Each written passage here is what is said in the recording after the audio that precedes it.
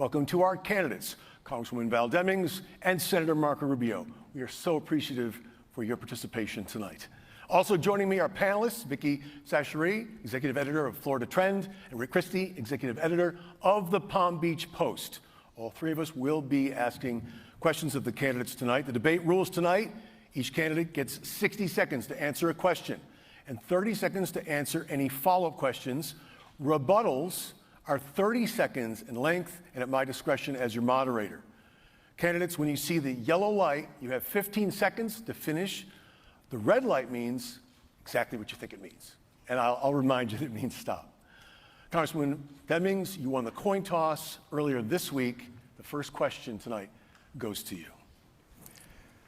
3 weeks ago tomorrow, Hurricane Ian hit Florida as one of the 5 most powerful storms to make landfall in the U.S.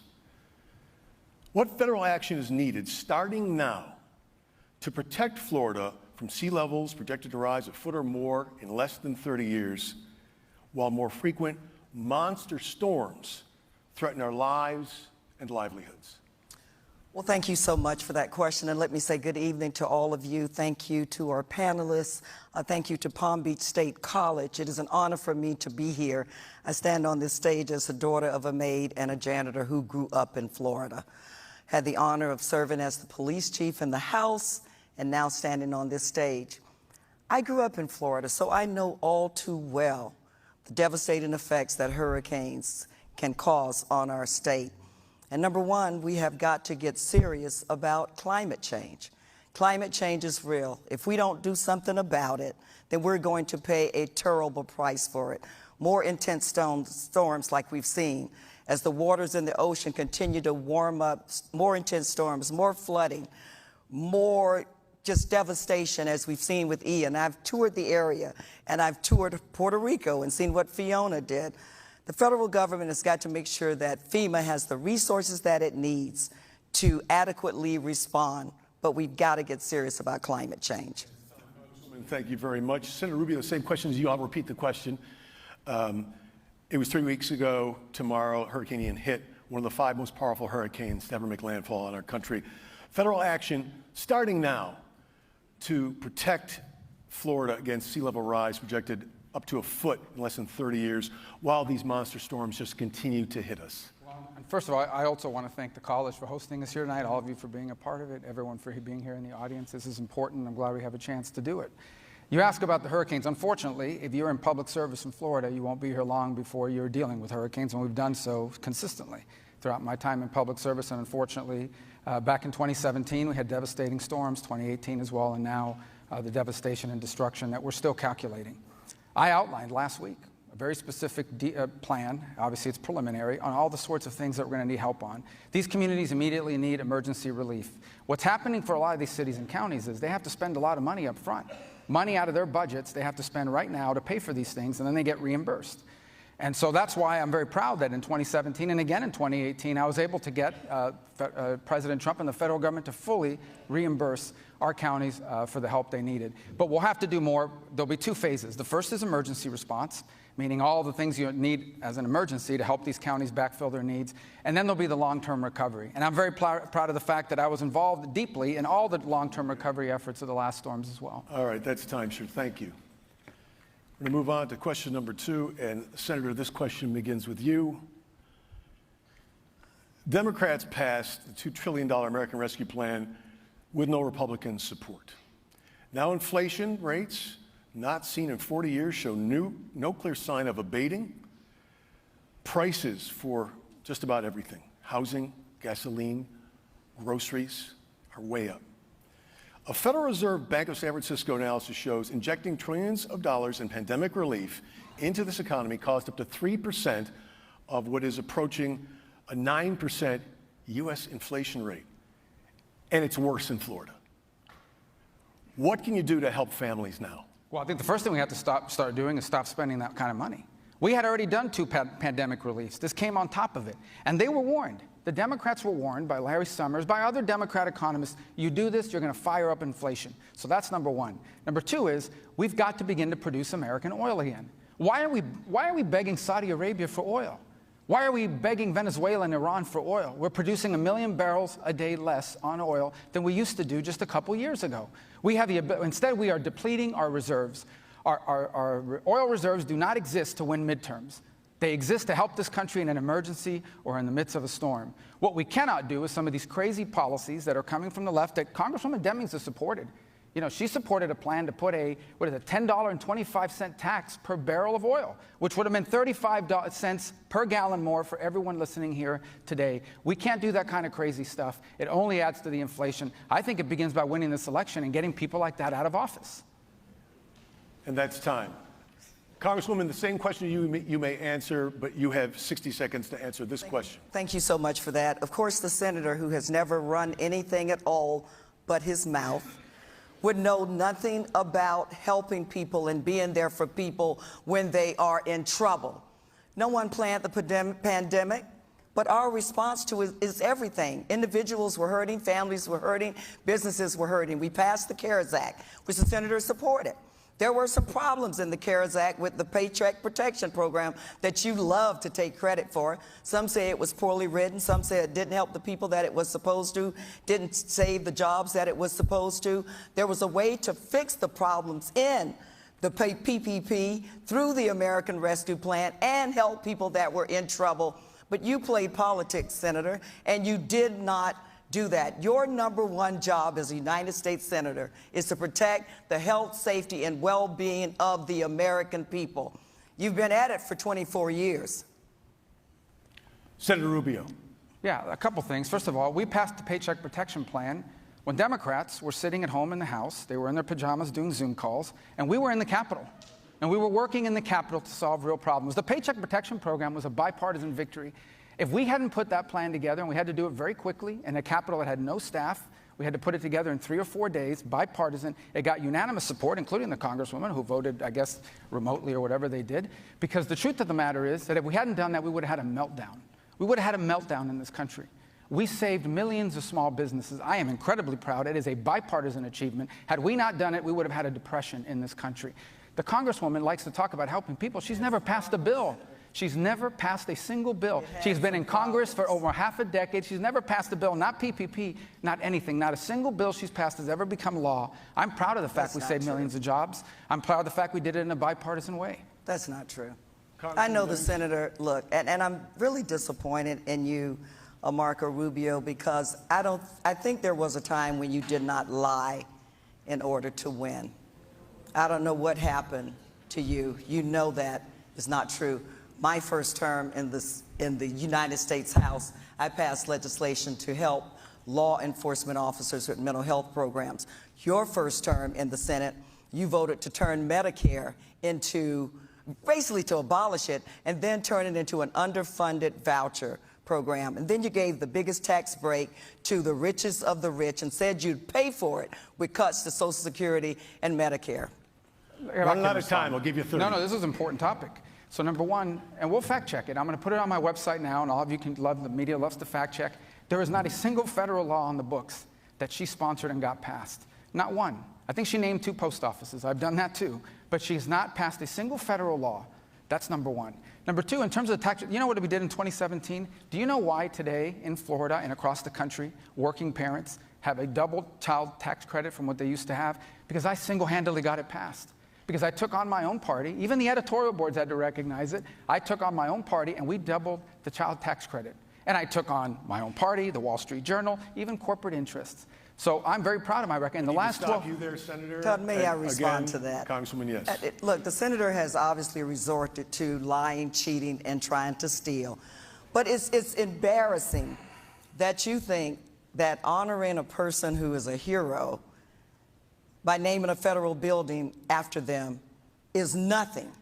I think honoring a police officer who was killed in the line of duty is everything, Senator. It matters to his family. It matters to his community. It matters to his department. It matters to me. I think it's sad that it doesn't really matter to Congresswoman, you. both of you, we need to move on. I know, but I did not say it didn't matter. I said that that's all she's done. That's all I said. That's all she's done. Well, I, you on the said other hand, it have doesn't saved matter. millions that of point is jobs. made. We're going to move on. And by the way, that's not true. the lying and the How cheating, gullible the do lying you will be think the Florida lying voters is are? now the lying is How going to be fact gullible checked. do you I'm not think sure where I'm Florida cheating or voters stealing. The are, next Senator? topic, and the question goes How to you, gullible? Senator. All right, great. In an August interview, Senator, you said, quote, abortion is the killing of an unborn human being, and that you do not believe the dignity and the worth of human life is tied to the circumstances of their conception. You've now signed on to fellow Senator Lindsey Graham's bill for a national abortion ban. My question to you specifically is, if reelected, if your vote can make a federal abortion ban with no exceptions the law of the land, will you vote yes? Number one, I'm 100% pro-life, not because I want to deny anyone their rights, but because I believe that innocent human life is worthy of the protection of our laws. That said, every bill I've ever sponsored on abortion, every bill I've ever voted for, has exceptions. Every one of them does, because that's what can pass, and that's what the majority of people support. Now, what was before us today in Congress that you talk about Lindsey Graham's bill, that's a 4-month ban. Okay? That is more lenient than every country in Europe, except for 2. The extremist on abortion in this campaign is Congresswoman Demmings. She supports no restrictions, no limitations of any kind. She voted against she's against a 4-month ban. She voted against a 5-month ban. She supports taxpayer-funded abortion on demand for any reason at any time up until the moment of birth. That's what she supports. That's the extreme position here. I have shown a willingness to work with people to save unborn innocent human life. She opposes any limitation of any kind, and no one ever asks them about that. Congresswoman Demmings. Senator, how gullible do you really think Florida voters are? Number one, you have been clear that you support no exceptions, even including rape and incest. Now, as a police detective who investigated cases of rape and incest, no, Senator, I don't think it's okay for a 10-year-old girl to be raped and have to carry the seed of her rapist. No, I don't think it's okay for you to make decisions for women and girls. As a senator, I think those decisions are made between the woman, her family, her doctor, and her faith. And to sit over or to stand over there and say that I don't support abortions up to the time of birth is just a lie. But to help protect the life of the mother, which you looked at that like it was just, that's kind of a side issue.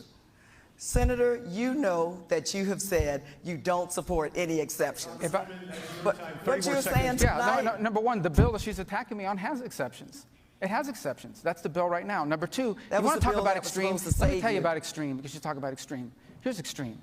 Okay? A child that's born alive after a failed abortion. It happened 11 times in Florida in 2017. It happened 8 times in 2020. A child on a failed abortion born alive. And we had doctors in America that refused to treat or provide medical care to a child born alive. And we tried to pass a law that said that should be a crime. That's infanticide. The abortion failed. The child was born alive and you refused to treat it. And she voted against that. That's how extreme she is. And she still will not tell you. You should ask her, what limits on abortion will you support? Congresswoman? What we know is that the senator supports no exceptions. He can make his mouth say anything today. He's good at that, by the way. What day is it, and what is Marco Rubio saying? I've said time and time again, and he knows it, that I support a woman's right to choose up to the time of viability. Senator, before we go, I want to get back to the original question, because I understand that you said you have supported legislation that has exceptions, and that this particular bill that Lindsey Graham has drafted, you signed on to, does have that up to 4 months. But I asked you a specific question, that is, if you get the chance in another 6-year term to vote for a federal abortion ban with no exceptions, would you vote yes if it would make it the law? No, listen, I've already told people what I don't believe that the value of a human life is determined by the circumstances. Right, I gave but the law that can pass in this country, I'm interested in, including the one that she's attacking me on, has exceptions. Every law I've ever passed has exceptions. We're never going to get a vote on a law that doesn't have exceptions, because that's what the majority of the American people are, and I respect and understand that, and that's what I support. But she's still, you haven't asked her, no one here's asked her, she still won't answer what specific limits. She's never voted for a limit, not after 4 months, not after 5 months. And by the way, on the issue of exceptions, I'm being attacked on a bill that has exceptions. It's written right in there. My name is on that bill. My name is on that bill. There's a reason why no bills are ever introduced without exceptions. That was asked, because that can't pass without that in there, and I understand and recognize it, and that's why I have continued to support bills that have exceptions. But she supports no limits of any kind. That is out of the mainstream. That is radical. She supports letting a doctor let an unborn baby, a born baby born alive, and the doctor doesn't have to treat it? That's time. Another minute to you, Congresswoman Demmings. Marco Rubio has been clear that he supports no exceptions, even in the cases of rape and incest. He said it time and time and time again. But what I can say to him, and I can say to Florida, we are not going back, Senator, no matter how obsessed you are with the woman's body and her right to choose. We are not going back to a time where women are treated like second-class citizens or like property. And I'll say it again because obviously he didn't hear or he doesn't want to. I support a woman's right to an abortion up to the time of viability. So, can you ask her if she'll support a 24-week ban? Will you support a 24-week ban? Because you didn't support a 20-week ban. You didn't support... Up to the time of viability. But when is that? That's the vague language they all give. And then they talk about the doctor and the family. Let me tell you who else is in that room, that abortion room. The government is in that room because she brought them in there. She wants the taxpayer to pay for that abortion. That's government involvement. Not just to pay for that abortion, but to pay for them all over the world. For a woman and our girls. That's a radical... I believe at this point we're going to move on. I'm going to ask that you both allow me to move on with this debate. We still didn't hear what limits she supports. This next question comes from Rick Christie, executive editor of the Palm Beach Post. Good evening, Congresswoman Demmings. Just today, a New York Times Siena College poll shows voters overwhelmingly believe American democracy is under threat.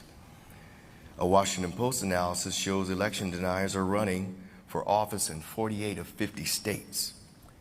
The New York Times poll also shows more than 2 in 5 registered voters, including 37% of independent voters, are at least somewhat comfortable in voting for a candidate who says they don't accept the results of the 2020 election.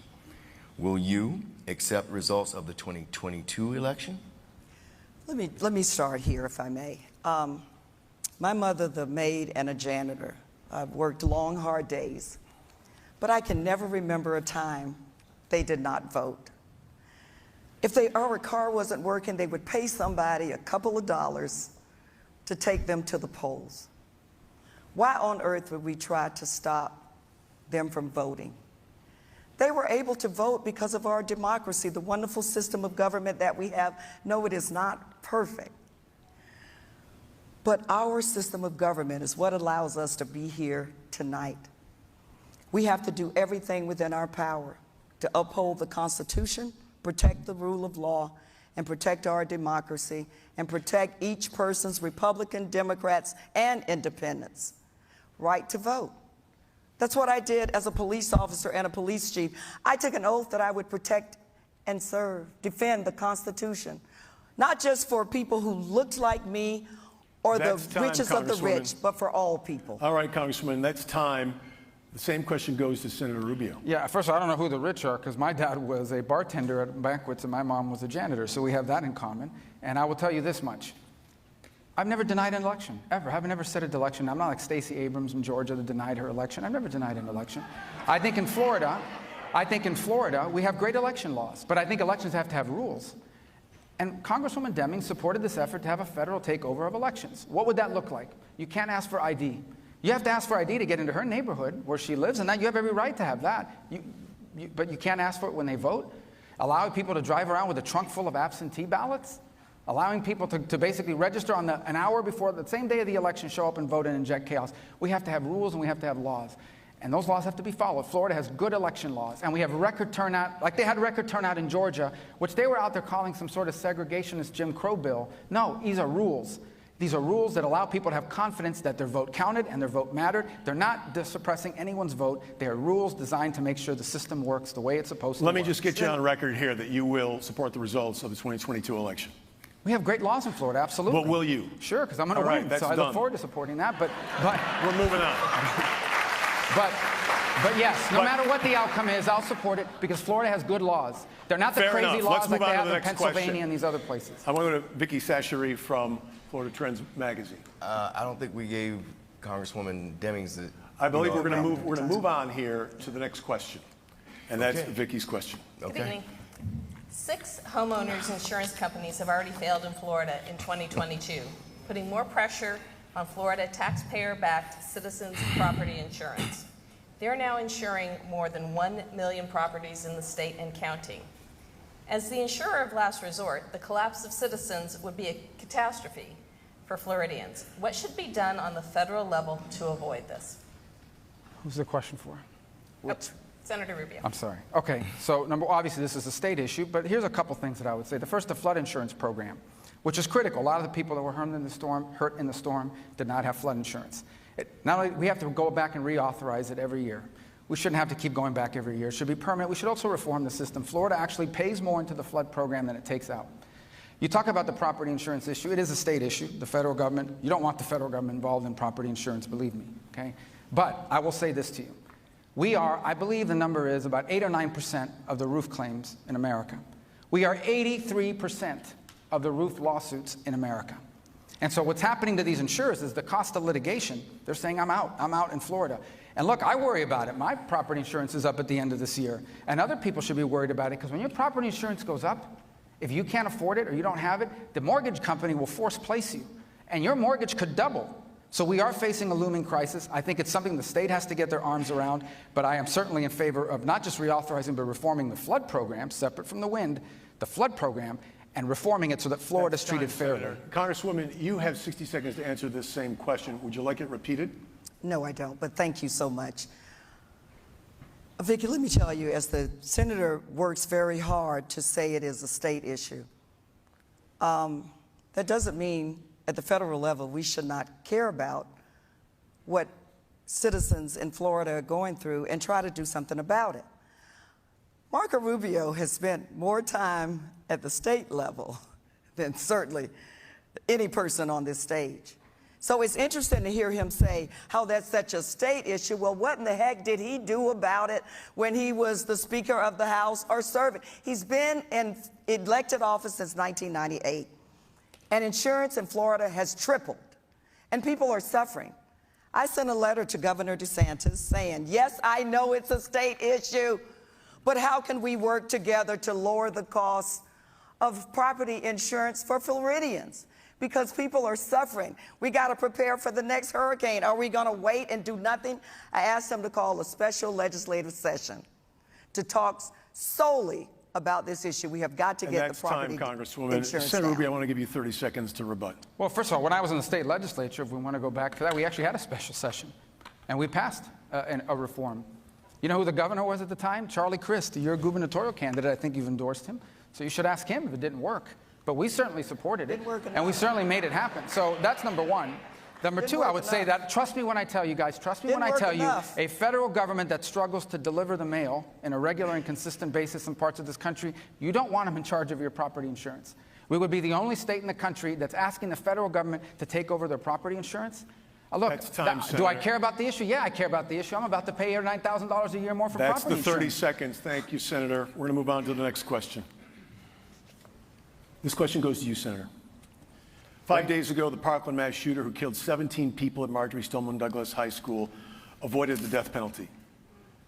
That shooter and the killer who took 8 lives at an Indiana FedEx facility last year were both 19 years old when they killed. The killers in this year's mass shootings in Buffalo and Uvalde, Texas, were both 18. All used legally purchased AR-style rifles. In the nationally televised CNN town hall 3 days after the Parkland massacre, you said, quote, if you are 18 years of age, you should not be able to buy a rifle. I will support a law that takes that right away. Would you still support that federal law? Now, let me tell you why that law doesn't work and why that proposal doesn't work. We had a shooter last Thursday, tragic, in North Carolina. He was 15. Where did he get the gun? He didn't get it from a gun show. He certainly didn't buy it. He's 15 years of age. We've had shootings in the state. Pulse was a terrorist attack. A licensed security guard with a permit to carry firearms, extensive background check. The guy in Parkland, this killer, everybody knew who it was. Even before they announced who the person was, everybody in the community knew who it was because this guy had long problems. He'd been acting up for a long time and everybody knew it. And here's what happened. The sheriff did nothing about it. The school district did nothing about it because they didn't want to arrest kids and fell through the cracks. Even the FBI cracks it fell through.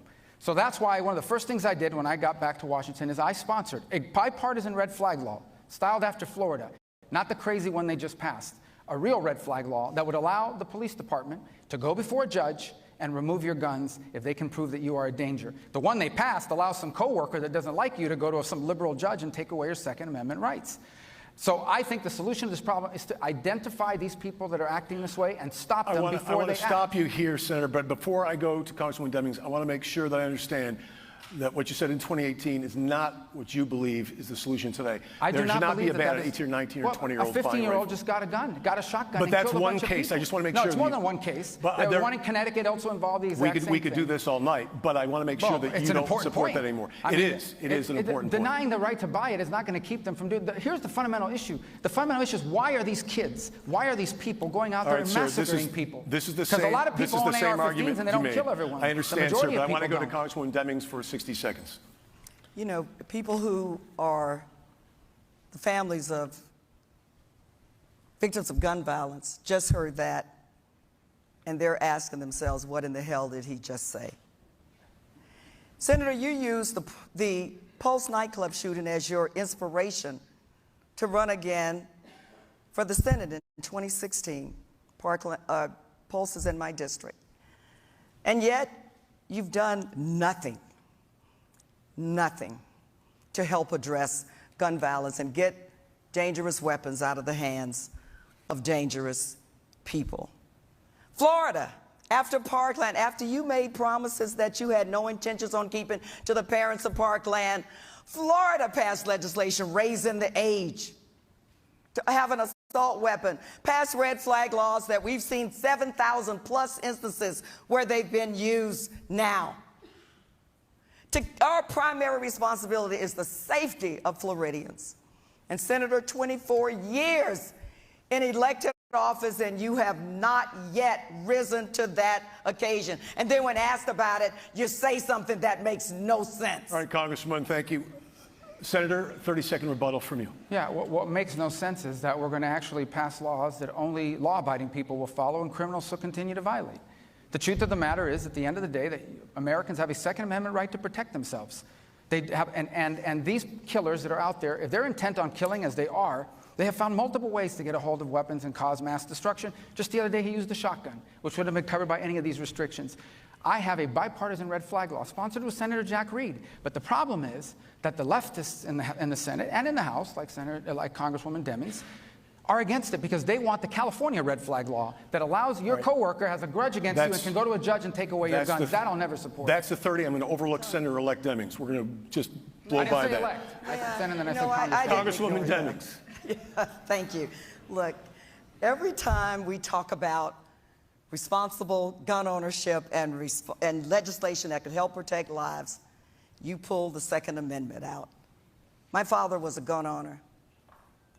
Has nothing to do with the Second Amendment. This is about taking dangerous guns out of the hands of dangerous people. And the overwhelming majority of people in our nation want us to do just that. How long will you watch people being gunned down in first grade, fourth grade, high school, college, church, synagogue, a grocery store, a movie theater, a mall, and a nightclub, Congresswoman, and do nothing? That is time. I want to give you 30 more seconds, Senator. Well, everything she's for would have done nothing to stop any of these shootings.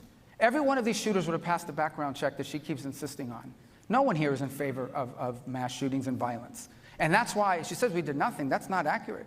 The truth, today, you go to the Department of Homeland Security website, and there's a clearinghouse. She's going to mock it. She shouldn't, because the idea came from a Parkland father. And there's a clearinghouse there that basically tells schools, for example, this is what works for safety and this is what doesn't. And we got that put in there. You know who's trying to take that down? The Biden administration. Because they say that to have a school safety clearinghouse is discriminatory against minority students. 30 more seconds, Clearinghouse is Congresswoman. fine.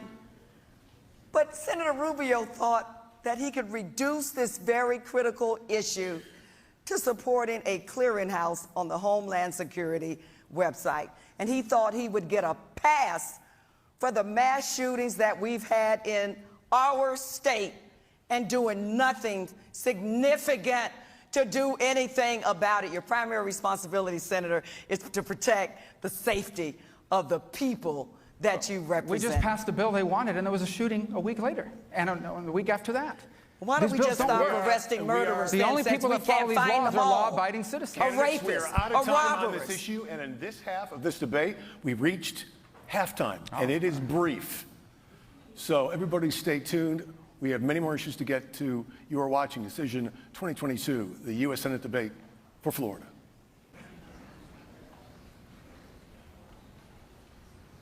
Welcome back to our debate for U.S. Senate here in the state of Florida. I think we can all agree we touched on a lot of very important emotional issues, and there are many more in this half hour. Senator Rubio, I want to direct this next question to you. This week, the Biden administration changed its policy. Now Venezuelans who cross the southern border will be sent back to Mexico and banned from ever applying for asylum in this country. Do you support that? You mean Joe Biden just instituted Trump's return to Mexico policy? There's more to it, but it's Well, the there's ban not on more ever to it. applying. That's exactly what he did. Look, Congresswoman Demmings says that what's happening at the border is nothing unusual. We have 5,000 people a day crossing the border. You know how many people have entered our country illegally since Joe Biden took over as president? 5 million. You know how many have entered this country just in the last 12 months? 2 million. 80 of them on the terror watch list. At least, according to the most generous numbers, at least 1%, meaning 20,000, with serious criminal violations in their record. No country in the world, no one has done more on the issue of Venezuela than I have, and Cuba, and Nicaragua. I sympathize deeply with everything these people are facing, and I blame Maduro for that. But there's no country in the world that can tolerate or permit or afford 5,000 people a day arriving at your border, saying the magic words, and getting asylum. And she says that's not a problem. She says there's nothing unusual about it. This cannot continue. It has to be fixed. He needs not just to do that, that needs to happen with everyone that's trying to come across, or we're going to have 10,000 people a day coming, and we can't afford, no country in the world can tolerate that.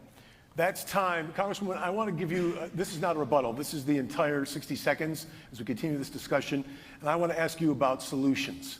Specifically, what solutions do you have for solving the crisis at our southern border? We are a nation of laws. I've enforced them for 27 years. Despite what the senator wants you to believe, he's living in fantasy land. I've enforced them. And we need to make sure that the men and women at the borders have the resources that they need. I am a fan of boots on the ground. Let's have more boots on the ground, but let's also hire more processors so that we can separate those who need to be arrested from those who are seeking asylum. We're a nation of laws. But we have to enforce the law, but we also obey the law that says people who are in trouble can seek asylum in this country. And so more boots on the ground, more technology, more processors. Let's secure our border. The senator likes to talk about open borders. It's almost an insult to the men and women who are there securing the border. But let's get more agents to help at the border. We can do this. If I may respond to that. Number one, the only one who's insulted the people working the border are Joe Biden and Democrats who accused them of whipping Haitian migrants, and that turned out not to be true. Number two, she opposed the border wall. She supported this thing called the People's Budget, which I call the crazy people's budget because it had a bunch of crazy stuff in it. Even Charlie Crist voted against it, and that absolutely zeroed out and banned border funding. She talks about more processors. I want you to think about what that means. What that means is now, when someone crosses the border, turns himself in, claims asylum, they're usually held in detention for 2 to 3 days while they process it. What she's arguing is, let's hire more processors so we can get them through faster, so we can push people through instead of 1 day to 3 day detention, Let me stop no day you there, detention. Senator, and This let's can't continue. We have to stop it. Let's ask the Congresswoman to respond to that. You have 30 seconds, Congresswoman. If we have more processors and they don't meet the standard for asylum seekers, you send them back. Yes, we need to secure our border more. I think we can do that with technology, more boots on the ground, and more people to process those who need to be turned back, those who are breaking the law, from those who are asylum seekers. Senator, enforce the law, but also obey the law as well. Which boots does she want on the ground? She was against National Guard deployment. They demonized the Border Patrol. And they talk about processors. Who are you talking about, Senator? Well, your party. Who demonized the... You have, and your party has, That's a Congresswoman. lie. Absolutely Look, true. look, And let me tell you something else that they've done. Look, here's the other thing they've done. They talk about more processors. Would you be willing to do anything to win, Senator? They talk about more processors. Okay, so people, everybody, the Biden administration, you're all you have to making do it is up. say the At this magic point, words. You're making at this it up. point, Stop. this No, has look, evolved. stop I want to move on to the next The issue here, traffickers give you Senator. the magic Just words. You stop. say and they let you in. Congresswoman, More processors I to let am them forced in. to move on at How this time. gullible do you think people are? The next Stop. question is going to come from Vicky. Vicky Seshery from Florida Trends Magazine. Vicky? Representative Demmings, last year you backed legislation that increased Social Security benefits and would require high-wage earners to pay more in Social Security taxes. Why should Congress raise taxes to pay for a broken system? Well, number one, we have to think about what the promise of Social Security was. It was to keep our seniors out of poverty. And you know, being in elected office and the critical position of being a United States Senator, it is about making choices to protect people. I believe that we've got to do everything within our power to protect those who have had to go to work every day and deserve to be able to retire with dignity and respect. Governing is about priorities, and Social Security and protecting it is a priority for me. I'm not going to sacrifice it, and we need to do what we need to do, whatever that is, to protect it. We can do that. Follow-up question for Senator Rubio. Florida's junior Senator Rick Scott proposed 11-point plan to rescue America requires, quote, all federal legislation to sunset in 5 years. If a law is worth keeping, Congress can pass it again, Senator Scott says. That includes Medicare, Social Security, and VA benefits. Do you support putting these federal entitlements on a chopping block every 5 years? No, and that's not my plan. That's Senator Scott. He's doing a great job. He's not very shy. You should ask him. He's more than happy to talk to you about his plan. I can tell you, on the other hand, if you want to talk about radical plans, Congresswoman Demmings supported a radical plan. I already mentioned earlier the people's budget. Let me tell you the other gems in that budget. It raised $9 trillion in taxes. $9 trillion in taxes. I already told you about the $10.25 tax on a barrel of oil, which would have meant a 35-cent increase on the gas prices you're already paying right now. Let me tell you what else it did. It zeroed out the war on terror. It took $1 billion out of the Pentagon. This is crazy stuff. That's not a plan. She voted for it. She didn't just put her name on it. She actually voted for the crazy people's budget, a socialist budget. She voted for it. I don't even know if she remembers she voted for it. I hadn't seen the socialist budget. Well, you voted for the people's budget, and it's a socialist budget. Trust me when I tell you that any budget that zeroes out the war on terror, takes $1 trillion out of the Pentagon, okay, raises taxes by $8 trillion on working Americans, is a socialist budget. And she didn't just have her name on it, she voted for it. That's your time. Congresswoman Demmings, 30 seconds to you. Senator, you're repeating yourself again. We've seen this show before. Socialists, crazy, Marxist, silly. But which one that does she must be prefer? on your list for your talking points. The bottom line is you said that Rick Scott's plan, it's good to have good ideas.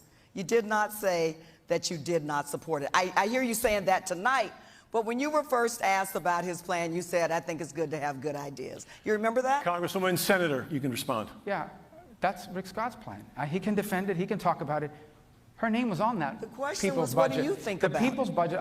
The people's budget had her name on it. She was not just a co-sponsor 2 years in a row. She voted for it. There's never been a vote on Rick Scott's budget. She voted for this thing. $8 trillion in taxes, 8 or 9 trillion, I can't remember at this point. What's another trillion, right? You talk about all the other things that were in there. A $10.25 tax on a barrel of oil so that your prices go up by 35 cents. I don't know what word you prefer, socialist, Marxist, crazy. I don't know. I'm open to suggestions about how we Congresswoman describe Demmings, such a nutty idea Senator, that would that's destroy your the country. time. Congresswoman Demmings. He's talking about the barrel of oil again. Yeah, everyone's talking about the barrel of oil these days. Look, you've been in elected office in Florida for 24 years. And what we have been left with is skyrocketing property insurance, a lack of affordable housing, health care, gone through the roof. We haven't expanded Medicaid. People are hurting. And you know what, Senator, when I talk to your voters around the state, you know what they say? They don't know what you stand for. All right, Congresswoman, that's your time, and I'm going to move on to the next. We've spent a certain amount of time. I thank you both. I know this had a lot to discuss, but let's move on. All right.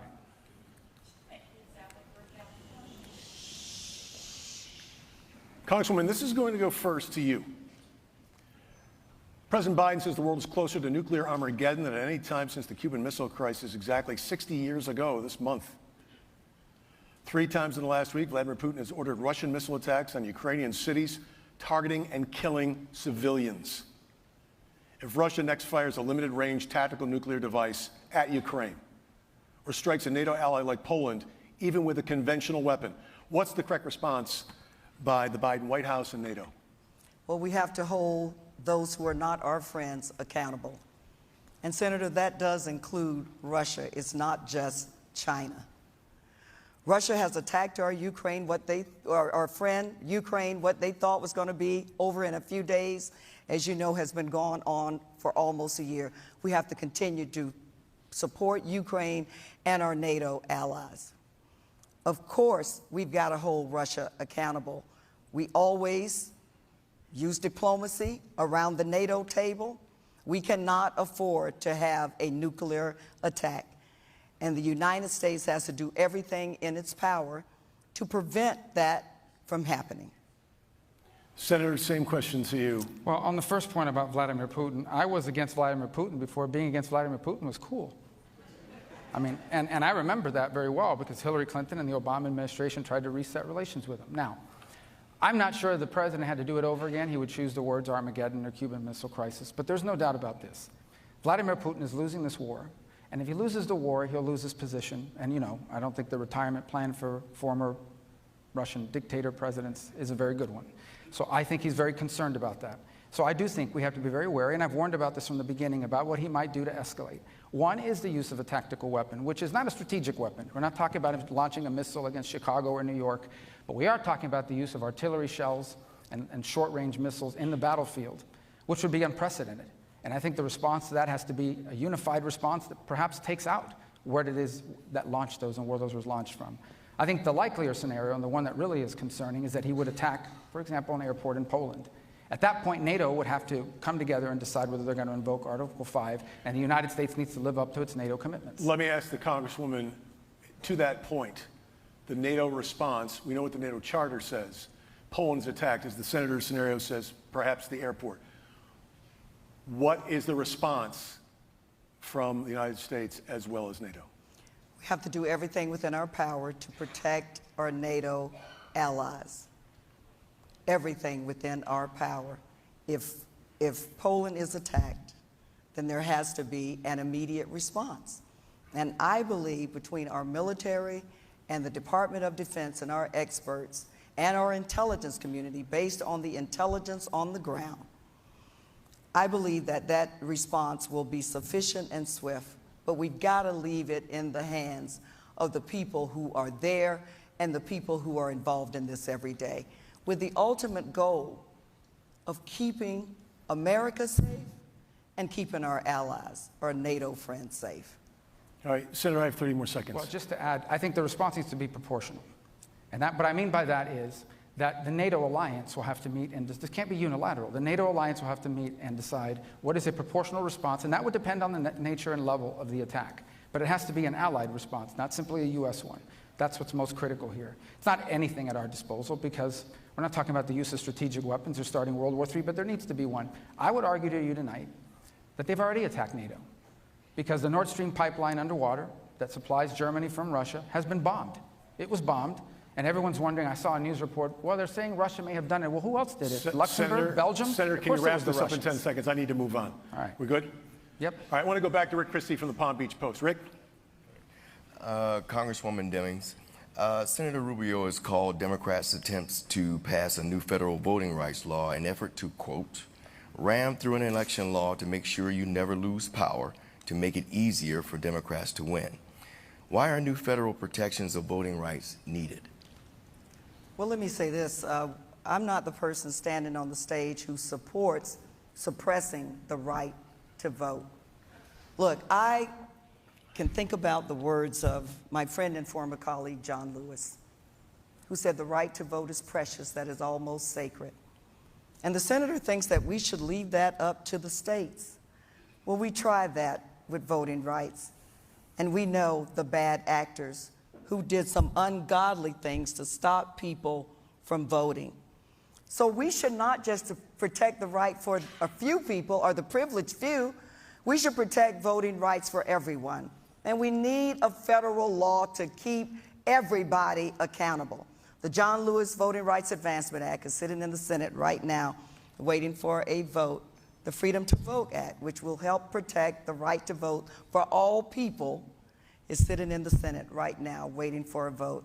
That is our duty and responsibility, to allow the people to vote. That's time. Rick, I know you have another question. This question is for you, Senator Rubio. In January, you wrote in the Federalist that Democrats' push for voting rights is about, again, quote, exaggerated problems and imaginary fears, unquote. Can you give us specifics on what you mean by that? Sure. It's never been easier to Please. vote. I'm sorry? I It's didn't hear never you. been easier to vote. It's Okay. never been easier to vote. In Florida, you can now vote by mail for any reason. You can vote, for example, 10 days before the election. You can vote on Election Day. In Georgia, which they claim to be the place that was suppressing all the votes, you had record African-American voter turnout. To compare what's happening now to the Jim Crow era, where people were literally murdered, where people were forced to take poll taxes and pay poll taxes and literacy tests, what are we talking about here? We're talking about this. We're talking about, number one, when you go vote, you show an ID. I have been a Hispanic man my entire life. I'm a minority. I've never felt like producing an ID disadvantages my ability to vote. Everyone has an ID. You can't even check into a hotel. You can't buy Sudafed at Walgreens without an ID. That's number one. Number two is you can't collect a bunch of ballots. Harvesting of ballots. Cars showing up with tons of ballots sitting in the trunk of a car. Things like that they want to force down the throat of every state in the country. We don't need that federal law imposed on every state. Florida has very good election laws, and other states have very good election laws. And the states that don't have very good election laws are the states that actually have gone in the opposite direction of weakening security for the ballot. All right, Senator, thank you. Congressman, I want to go back to you for 60 seconds. Florida has an election law police force, and if the laws are so wonderful, what's the need for that? Florida also eliminated the number of drop boxes from 2020. Why do that, particularly in certain areas, Senator? Your job is to make sure that every person votes. The ones who may vote for you and the ones who may not vote for you. That is your responsibility. So if it's so perfect, why the adjustments? We need to hold states accountable to make sure every person, although that scares the senator to death, has the right, the precious right, to cast their vote. Senator. Yeah. I'm trying to suppress the vote, and I'm wasting a lot of money telling people to go out and vote, because that's what my campaign has been all about. Number two, I've never supported any suppression effort. Listen, we've had laws in this state. How come all of a sudden a drop box is the standard by which we judge whether people are being allowed to vote or not? We didn't have drop boxes 10 years ago. We didn't have drop boxes in 2016 when the Congresswoman was first elected to Congress. We didn't have drop boxes in 2012 when Barack Obama won the state of Florida running for president. That's a method of voting that doesn't advantage one group or another. There's danger involved in drop boxes. People need to think about it. Okay, imagine someone decides, oh, there's a drop box. I'm just going to put some explosive in it and blow it up and burn all of those ballots, and now those votes don't count at all. Okay, there is something, with elections, there are two things that are very important. Number one, the count has to be accurate. The votes have to be counted accurately. But the other is there has to be public confidence. The public has to believe that the elections were fair and balanced, and that's what I've always been in favor of. But what they want is a federal takeover of the elections. I do not want a federal takeover of our election system. I oppose it. That's time, Senator. Congresswoman? That's nonsense. Okay. That we want a federal takeover. We passed the Voting Rights Advancement Act in the House of Representatives because of the unbelievable voter suppression efforts that were going on by the senator and his party. Well, which voter Let suppression vote is that? people vote. That's nonsense, what he just said. We want every person to vote. And Senator, we've been busy too, encouraging people That's to time, vote. It Congresswoman. doesn't threaten me. It doesn't scare me to Congresswoman, let the people vote. and that's time. I want to move on to another issue. We are coming close to the end of the debate. I want to make sure you both get all your time for closing statements. This is going to go to you first, Congresswoman. The Biden National Security Plan identifies Russia as an imminent danger and China as the greatest long-term threat. Given President Xi's comments Monday that included threats to Taiwan, what should U.S. policy be with China moving forward from here? We've got to hold China accountable. We've got to hold them accountable for the violations of our intellectual property. We've got to hold them accountable for, look, the bottom line is the United States is the world power. We're the most powerful nation in the world. We know that China has not been the best player, the best actor, and we have to hold them accountable. What President Xi said about possibly taking Taiwan by force, that is totally against our principles and our values. And we have to take action if there's any serious effort to do that. Look, I serve on the Intelligence Committee as well as the Senator does. That is something that we have been monitoring just about every day. If China makes any aggressive actions, deliberate actions to take Taiwan, then there has to be a response from the United States. Senator? Yeah, first of all, I would say that there's a fact, every major anti-China proposal that has been voted on in the last 5 years have been my bill. So much so that China has actually sanctioned and banned me. And I was very upset about that because I had to cancel my vacation in Wuhan. So, but all kidding aside, the 21st century will be defined by the relationship between the United States and China. We wasted 20 years thinking that once China got rich and prosperous, they would become like us. And we woke up into a world where they don't want to become like us. They want to replace us. We made one mistake. Number one, we allowed American manufacturing to leave this country and go to China. And so today, they own the manufacturing capacity. 88% of pharmaceuticals come from there. So that's why I've worked on things like bringing the pharmaceutical industry back to the United States, particularly in Puerto Rico. And I have a bill that will do that. The second thing is we have to begin to invest in our military, particularly in the Indo-Pacific region, to defeat the weapon systems they're innovating. We don't need the Pentagon spending all its time producing videos on the proper use of pronouns. We need them focused on how to blow up aircraft carriers made by China. Thank you. Congresswoman, number 30 to you. The bottom line is we have to hold China. I'd ask the audience to please respect the candidates' statements. The bottom line is we have to hold China accountable. And your question involved their takeover of Taiwan. We have to make sure that that does not happen. And as a member of the Intelligence Committee, that is an issue that we are studying every day to make sure that does not happen. Look, the senator can play national security expert all he wants. I know he needs that for his next presidential run. Congresswoman, I need to stop you there, and I want to give, because you mentioned the senator, another 30 seconds to the senator. Yeah, I mean, I don't know what she means by play national security expert. I'm the vice chairman of the Intelligence Committee and was the previous chairman of it, so it's actually my job. But the second thing I would say is I think holding China accountable, that's a talking point. I get it. I'm supporting the concept. It's a great banner. I'm sure it's a good bumper sticker. But it's not a plan. I actually have a detailed plan for how you address it. And one of the things we have to do, you want to hold China accountable, fix this country first. Make things in America again. Because you think things are bad now? Imagine the day you wake up and realize we can't get medicine because the Chinese have cut us off. We can't get gas because they have all the refineries. You off, Senator. 15 more seconds to the Congresswoman. Senator voted against the CHIPS Act. He goes around the state talking a lot about our dependency on China because of semiconductors, and then he voted against the CHIPS Act. That would help further America's independence. And that is time for both of you because you're going to get it's a gift, full time for closing statements. Senator Rubio, the floor is yours. Well, thank you for hosting this debate tonight. I'm glad people got a chance to see that elections are about a choice. Look, I've been in Washington now for 2 terms in the Senate, and in the 2 terms I've been there, no U.S. senator has gotten more done than I have. Today, parents in Florida whose child have pediatric cancer will have options because I took on the pharmaceutical companies and passed the bill that forced that. The child tax credit doubled because I passed the bill that did that. Veterans that were exposed to toxic burn pits will now get treatment at the VA and not have to fight with the VA because we just passed a bill that I sponsored, all of these bipartisan, to make that happen. And millions of American small businesses and millions of American small business jobs were saved because of a bill we passed. And so I'm asking for a chance to continue that work because I have a record of not just identifying the problems, but fixing it. And my opponent has been in Congress now for half a decade and has never passed a single piece of legislation into law, not one. The only thing she does is vote 100% with Pelosi. The vote is clear, and I'm asking voters for their support. Thank you. Right on time, Senator. Congresswoman Demmings. Todd, I wasn't going to start my closing arguments with the last couple of things the senator said were just not true.